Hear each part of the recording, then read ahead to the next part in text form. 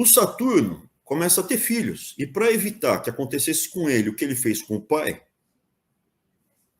ele devora o filho quando nasce. Então o filho, quando ele nasce, ele engole o filho, ele come o filho dele.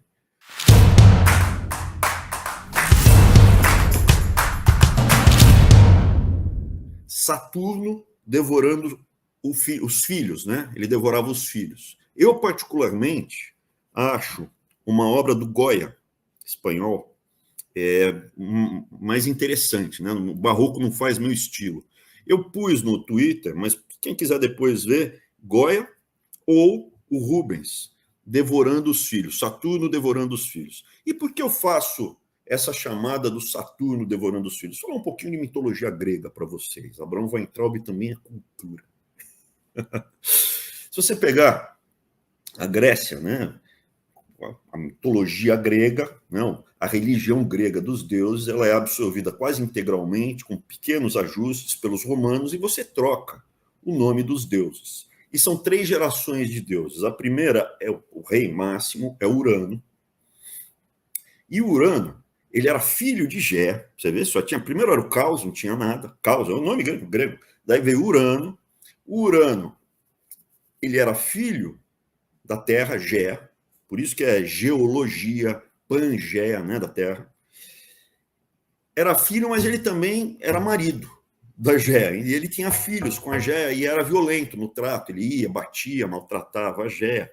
E os filhos que ele tinha com Gé se chamavam titãs. Os deuses da segunda geração, a primeira geração é de Urano, a segunda geração são os titãs. O titã máximo, o deus máximo dos titãs, deus com D minúsculo, mas o deus máximo dos titãs era o Saturno, ou em grego, Cronos, tempo, cronologia, cronômetro. O Saturno, em latim, Cronos, em grego. E o Cronos, cansado de ver a mãe ser maltratada pelo pai, pegou uma foice, foi lá e castrou o pai. E os testículos do pai caíram lá de cima até o mar, no oceano, e quando eles caem no oceano, suja a espuma do mar. Você nunca vai tomar banho no mar igual você tomou antes. Agora você sabe que a espuma dos oceanos é o esperma de Saturno, é o esperma de Urano. E não somente da espuma do mar, né? Sai a espuma do mar, e da espuma do mar sai a Afrodite, né? Sai aquela concha, também retratado. As pinturas todas que são da Renascença mostram muito dessa mitologia grega. Desculpa, hoje eu estou meio estragado aqui. Saturno, ele se casa com uma irmã. Você vê que era uma relação maravilhosa. A mitologia grega ali era uma promiscuidade, loucura. Os valores morais greco-romanos são pavorosos. O mundo ocidental pega a forma de pensar greco-romana, mas os valores dos judeus cristãos, judaico-cristãos, são valores que estavam lá no judaísmo, que são potencializados pelo cristianismo. E o que acontece ali com Saturno? Ele tem a filha, tem a irmã dele, que é Reia, ou Cibele em grego. Quem põe o nome na filha de Cibele, saiba da origem do nome, Cibele, né? Era esposa de Saturno. O Saturno começa a ter filhos, e para evitar que acontecesse com ele o que ele fez com o pai, ele devora o filho quando nasce. Então o filho, quando ele nasce, ele engole o filho, ele come o filho dele. O Júpiter, que era filho, essa é a imagem do Rubens. Eu prefiro a imagem do Goya. Eu fui voto vencido. Eu sou um cara que respeita opiniões, sugestões dos outros, principalmente quando os outros fazem, né, Elvis? O Elvis que fez, aí ele falou, gostei mais do Rubens. Eu falei, beleza, mano, então vamos de Rubens. Eu, particularmente, acho o Goya mais interessante. Depois, quem tiver interesse, dá uma olhadinha. E aí, o que acontece? O Saturno vai devorando os filhos, o Júpiter, aí tem divergências, porque não houve a compilação das lendas e histórias e mitologia greco-romana como houve no cristianismo e no judaísmo, na Bíblia. Tem várias versões diferentes, tem 2 versões. Quando o Júpiter nasce, trocam o bebê por uma pedra ou por um potrinho. E o Saturno engole de uma vez e não vê a diferença, e beleza. O Júpiter cresce numa caverna escondida e quando ele fica mais velho, ele dá um veneno para o pai, escondido, né? Infiltrar, ele vomita os outros irmãos do Júpiter, então é Júpiter, Netuno, que é dos oceanos, e o Plutão, que é o deus das profundezas. Outros também se unem, e aí são os deuses, entre aspas, da última geração, os modernos, contra os titãs. Nessa luta contra os titãs, Prometeu era um titã que ficou do lado dos deuses novos, e depois Prometeu faz o homem do barro à sua semelhança, e Deus dá-lhe o sopro da vida. É assim que está escrito. Prometeu rouba o fogo dos céus e dá para o homem se evoluir, e os deuses, para castigar Prometeu, acorrentam ele numa pedra, o urubu vem comer o fígado dele durante o dia, à noite o fígado cresce, Hércules depois liberta ele. Tem todas as histórias. Algumas se aproximam do Velho e do Novo Testamento por influência da região. Então você tem semelhanças como a descrição de como surge o homem, ou dos Néflins com os semideuses, como Hércules era filho de Júpiter com uma princesa. Então você tem várias abordagens, mas uma coisa que destoa de uma forma muito grande são os valores. E por que eu estou contando toda essa história? Porque o bolsonarismo, o petismo, a República de Deodoro, ela troca os deuses dela, deuses com D minúsculo, ou os messias delas, ou as entidades, ela troca, vai trocando. Mas sempre vai ser a mesma lambança, a mesma imundícia, a mesma porcaria. Não adianta torcer para um achando que Zeus vai ser mais bonzinho do que Saturno, e Saturno vai ser melhor que Urano. É tudo um inferno, uma depravação, uma maldade, coisa terrível. A gente tem o quê? Que acabar com esses valores, com a mentira, com a promiscuidade, com a corrupção, com todo esse nojo que é a República de Deodoro, e instituir valores que estão na Bíblia. A gente tem que fazer a ruptura, como houve no mundo ocidental. Acabam com os valores greco-romanos e instituem esses valores judaico-cristãos. Então, está lá nos 10 mandamentos, não pode roubar, não faça... É pecado fazer falso testemunho e tantas outras coisas. Então, o choque, estou trazendo aqui essa visão. O que vai acontecer com a República de Deodoro, o que vai acontecer com o mundo, vai depender dos deuses que vão estar lá. São titãs? Então, o deus do oceano chamava Oceano. Oh, desculpa, gente. O deus dos oceanos chamava Oceano. O titã dos oceanos, que é substituído por Netuno, ou Poseidon, em grego. Né? Netuno, em latim, Poseidon, em grego. O Hades, ou Plutão. Né? Júpiter, ou Zeus. Tanto faz se vai ser Saturno, Urano ou Júpiter. Tanto faz os outros. Enquanto nós não quebrarmos os valores e a cultura da República de Deodoro, a gente vai trocar PT por Bolsonaro, depois vai aparecer outro do Centrão, de repente o Tarcísio com o Dória, que agora os dois estão se aproximando, o Tarcísio e Dória formalmente estão se aproximando. Vai ser sempre esse rocambole. Tem que ter um choque de valores. A única forma de quebrar é um choque de valores. Se não mudar o Brasil, pelo menos a sua família ser resgatada, saber a pocilga que está. Agora, enquanto a gente não resgata o Brasil lá na frente, precisamos analisar o que está acontecendo com essa atual geração de deuses, que é o PT. O PT chegou ao poder, os bolsonaristas estão sendo caçados, vão ser mais caçados, a onda de prisões e perdas de mandato vai se intensificar a partir de agosto. Agora, em julho, teve férias, congresso, no judiciário, né? E a partir de agosto vai voltar a carga total. Teve aí mais descobertas sobre suspeitas de corrupção da família Bolsonaro e suspeitas que o coronel Cid seja um grande laranja da família Bolsonaro. Mas isso é um detalhe. O principal é entender o que está acontecendo com o PT, porque o bolsonarismo dificilmente volta a ameaçar a hegemonia do PT ou da República de Deodoro, que ele faz parte. O centrão Bolsonaro é preço. Bolsonarismo centrão é preço. Chegou no preço, ele relaxa. O PT, esquerda, é poder. O PSDB, monopólios, é poder. Eles querem o poder e o país na mão deles. O militar centrão, bolsonarismo, é só grana. Jogou dinheiro, barrinha de ouro, reloginho, beleza. Então, quem vai mandar no Brasil nos próximos 4 anos, e talvez até mais, vai ser o PT. E aí é preciso saber o que está acontecendo dentro do PT para entender o que vai acontecer com a economia do Brasil, com a taxa de câmbio, com os juros e com a inflação, para você poder sobreviver nesse período. Então, objetivamente, muito objetivamente, o papel aqui é entender a briga que já está acontecendo de forma relativamente aberta dentro do espectro ideológico do governo. Tem a parte, lembra? Na minha aula aqui que eu descrevo que é o Brasil, tem 3 vertentes. Uma são 3 engrenagens, né? Monopólio, oligopólio, que é a dinâmica econômica. A doutrinação de esquerda e a corrupção, que é ele de todo mundo. São 3 engrenagens que permitem a República de Deodoro ficar de pé.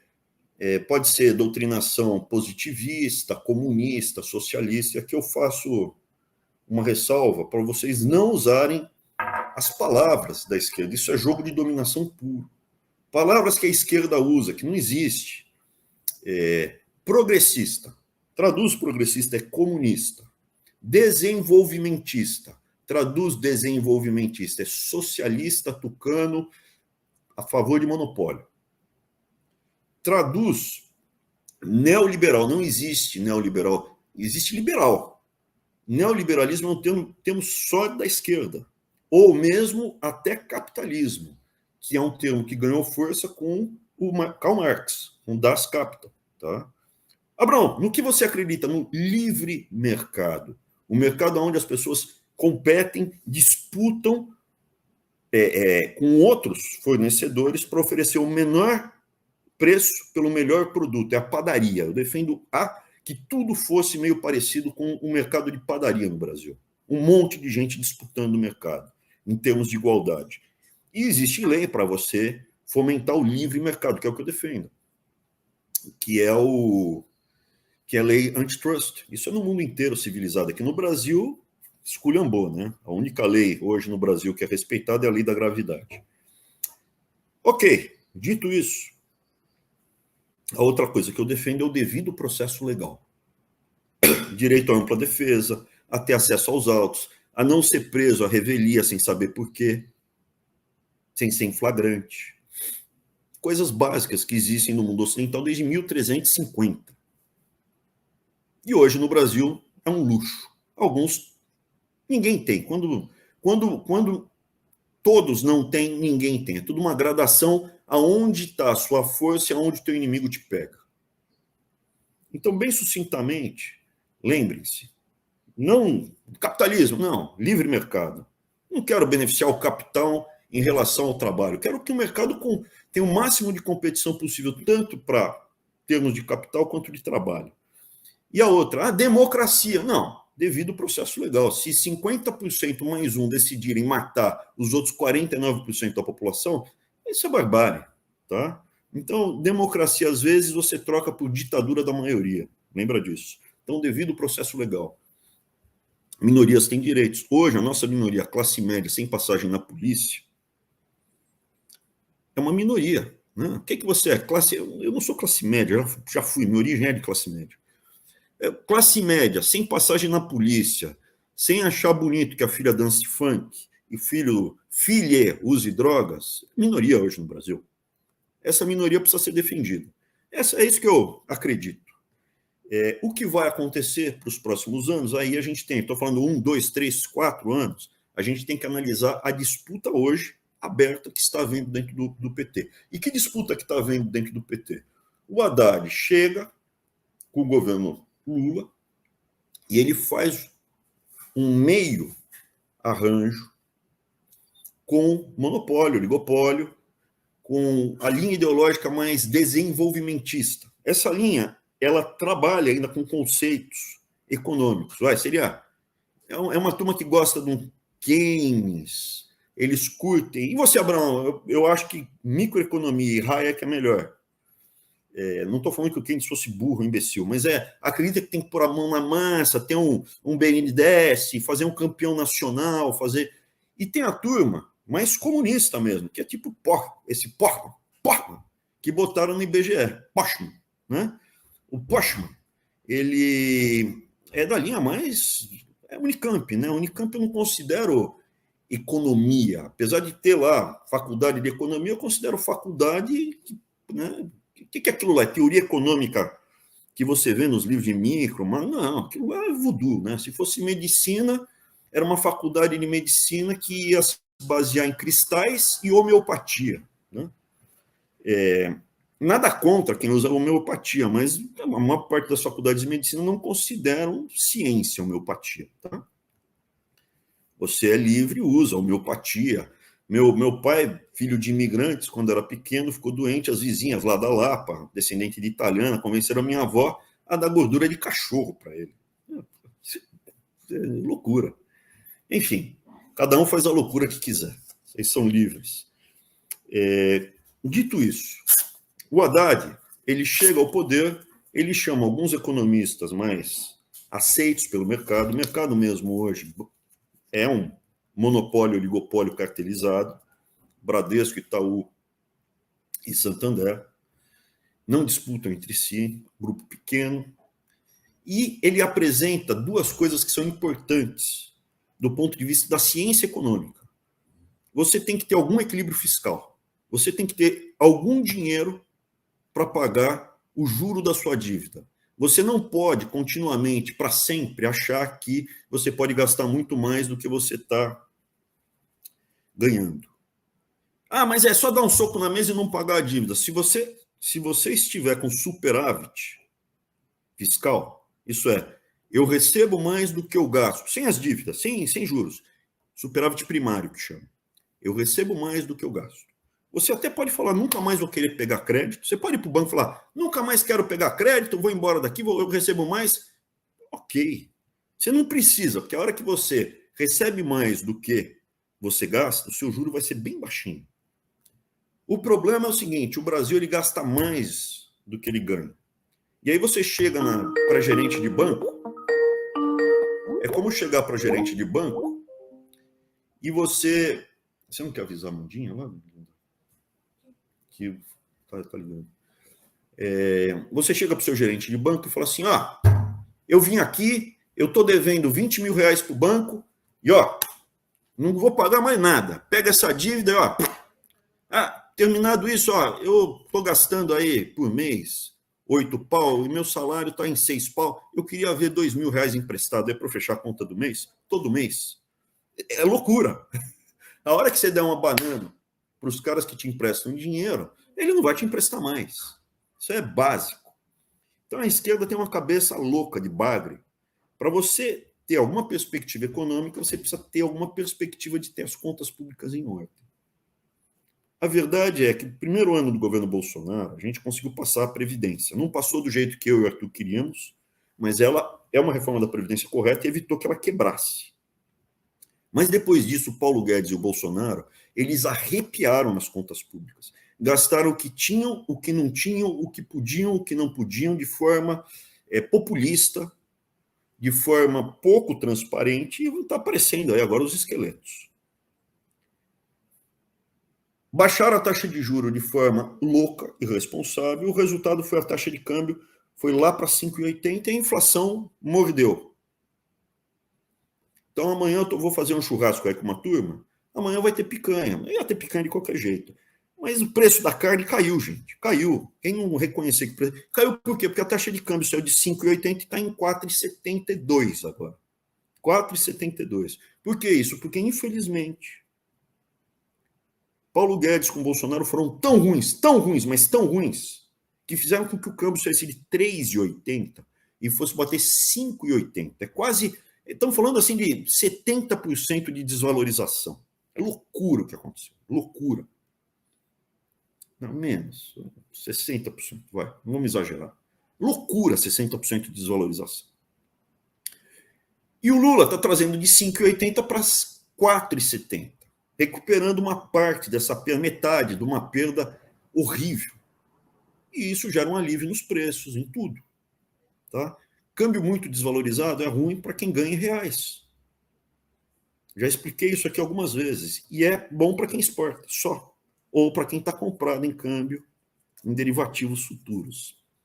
Precisa ver se não tinha ninguém aí comprado do governo em câmbio em derivativos futuros e, de repente, começou a falar que tinha que desvalorizar e vai desvalorizar porque a empregada não pode ir para a Disney.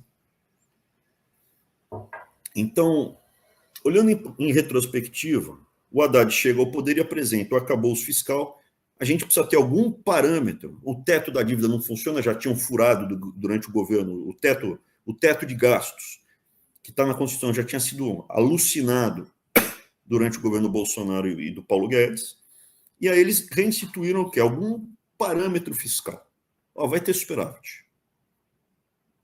Daqui a tanto tempo, a gente vai chegar no superávit. Como a gente vai chegar no superávit?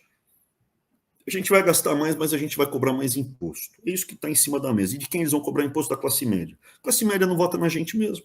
A gente vai diminuir o imposto dos monopólios e oligopólios, que estão nossos parceiros, e a gente ganha dinheiro junto. E para o povão a gente vai desonerar comida básica. É isso que está em cima da mesa. Vai aumentar o gasto, mas vai aumentar mais imposto, vai cobrar imposto sobre serviço. Oligopólio e monopólio não tem, dificilmente tem serviço. Banco é oligopólio e monopólio, mas eles vão se dar bem.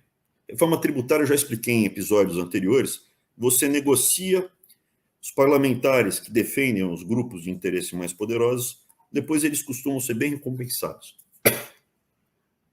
Você acabou de assistir um trecho do último Weintraub Sem Filtro. Se você gostou, ele está integral, disponível no meu canal do YouTube. Toda sexta-feira você pode assistir ao vivo Weintraub Sem Filtro, às 19 horas. Manda sua pergunta. Se for bem educado, eu respondo de graça. E mal educada, você tem que fazer uma contribuição para o Farol da Liberdade. Não é para mim não, hein? É para o Farol da Liberdade, porque eu não sou nem mendigo de internet, nem ladrão de joia. Abraço, gente.